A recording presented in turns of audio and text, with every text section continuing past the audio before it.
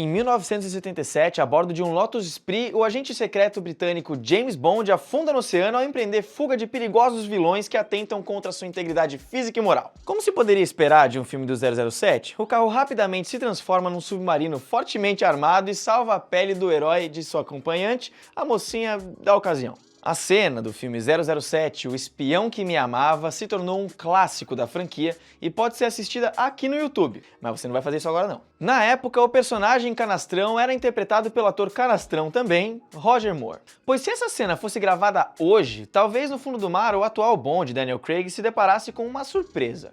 O Aston Martin DB5 dirigido por Sean Connery, o mais famoso 007 do cinema. Não entendeu a piada sem graça?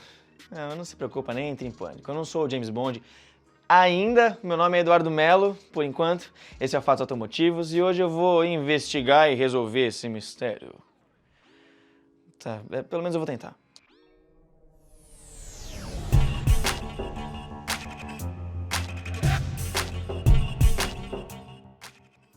Mas vamos começar do começo? A Aston Martin foi fundada em Londres em 1913 por Lionel Martin e Robert Bamford e recebeu naturalmente o nome de Bamford and Martin. Bem original. A marca definitiva viria já no ano seguinte, quando a dupla inscreveu um carro produzido pela pequena fábrica na corrida de Aston Clinton. Em 1947, após dificuldades financeiras, e quem nunca, né? A fábrica foi adquirida pelo jovem empresário David Brown, que já tinha uma pequena indústria de automóveis chamada Lagonda. A partir daí, os carros produzidos pela Aston Martin passaram a ter as letras DB, as iniciais do Boss, para identificar todos os modelos. O primeiro fabricado é, óbvio, o Aston Martin DB1. Em 48. Mas vamos voltar para o cinema. O primeiro de muitos modelos Aston Martin dirigidos por James Bond também é o mais lembrado.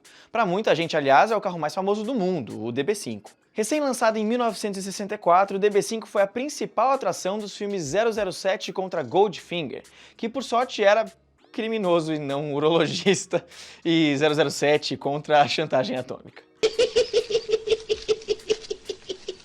A viatura era equipada com um arsenal que faria o Roberto Jefferson honestamente surtar de felicidade. Metralhadora, cortador de pneu, anteparo para míssil, assento ejetável e um monte de outra quinquilharia que eu não vou ficar recitando aqui. Para o primeiro filme, conforme diz a lenda e o Google, foram usados os dois carros iguais. Havia também dois outros apenas para campanhas publicitárias. Desnecessário dizer que, após essas duas fitas, como dizia o meu avô, o Aston Martin DB5 se tornou um ícone e um dos carros mais desejados do planeta. Agora, imagine então ter na garagem os dois carros originais usados pelo agente secreto mais conhecido pelos recepcionistas de motéis mundo afora, provavelmente. Isso se tornou realidade para alguns poucos fãs abonados. Um deles foi o empresário americano Anthony Pugliese, que arrematou em 86 por $275 mil um desses dos dois carros num leilão da Sotheby's. Diz a lenda que esse carro especificamente também era nada menos que o protótipo original do Aston Martin DB5. Imagina a raridade disso. Se você alguma vez já se meteu a ser colecionador de carro velho, sabe que além da falta de peças e mão de obra para manter as antiguidades,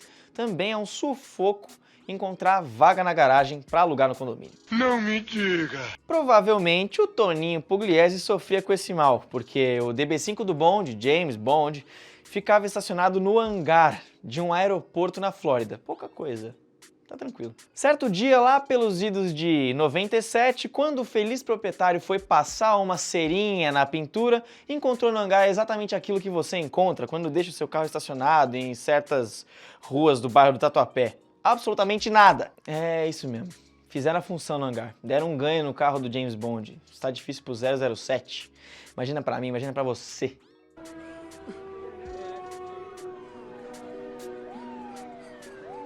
Imediatamente, o Serviço Secreto Britânico mobilizou seus principais agentes para desvendar o mistério. Foram convocados o 0 à esquerda, o recruta 0, o abaixo de 0 e o nota 0. Só não chamaram o 01, o 02, o 03, porque alguém teve a infeliz ideia de puxar a capivara dos elementos. Foram mais de 20 anos seguindo pistas para chegar à incrível descoberta. O carro sumiu. Duas hipóteses, no entanto, ganharam força ao longo do tempo. O Aston Martin teria sido desmanchado. Ou então, pasmem, embarcado ali mesmo em um avião, o carro teria sido despejado em alto mar na mesma noite em que foi subtraído do seu leito. Pô, sacanagem, Bond! Quem seria o cruel suficiente para jogar no oceano uma raridade tão exclusiva e valiosa como essa?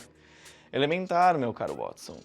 Anthony Pugliese, o próprio dono do veículo. Mas você pergunta, como assim, né? Pois é, uma das hipóteses levantadas pelas investigações é de que o Toninho teria simulado o furto de sua joia para receber a verdadeira bolada do seguro. É lógico que ele nunca admitiu o golpe, mas a seguradora não se conformou com o prejuízo e passou a procurar o carro, até porque o prejuízo não ia ser pouco, né? Vamos combinar. E quem mais seria capaz de subtrair um veículo tão famoso que te levaria para o cárcere na primeira ida ao supermercado? Então fique sabendo que o misterioso mundo dos colecionadores esconde garagens jamais reveladas ao público. Desde 2018, um especialista em recuperação de obras de arte alega ter encontrado o Aston Martin DB5 de James Bond encafifado em alguma coleção particular do Oriente Médio. Aquela região democrática, cheia de gente com a mente aberta e negociação para recuperar um carro roubado. Agora ficou fácil. Só que eu não vou terminar essa notícia com essa notícia triste, não. Nem que a vaca enche uma bexiga dançando Macarena. Eu não entendi o que ele falou. Você lembra que eu falei que foram 2 DB5 usados nos filmes? Então, o outro tá Vivinho da Silva e foi vendido num leilão em 2010 por quase 3 milhões de libras. Mas e o Lotus Esprit submarino do começo dessa ladainha aqui? Esse foi abandonado em um armazém por anos após as filmagens e encontrado depois de 10 anos de inadimplência do inquilino, quando os itens guardados foram leiloados ali mesmo no local, por valores simbólicos inclusive. Em 2013, já com um merecido glamour, o Esprit submarino voltou a leilão e foi arrematado por um colecionador por 550 mil libras. De novo, libras. Dito isso, eu vou parando por aqui. Já tô atrasado para pegar o voo e resolver um assunto particular aqui no Oriente Médio, tá? Até a próxima. Agora, eu tenho uma proposta para te fazer. Você pode me ajudar, de repente, a gerar mais conteúdo para cá, inclusive para facilitar a negociação lá no Oriente Médio, né? Sobre um carro que a gente viu aí a respeito, a gente falando, dando um like, se inscrevendo, comentando. De repente a gente pode negociar assim uma compra conjunta, dá pra considerar. Dá pra considerar, você dá audiência aqui, facilita o negócio lá, faz um conteúdinho. O que você acha?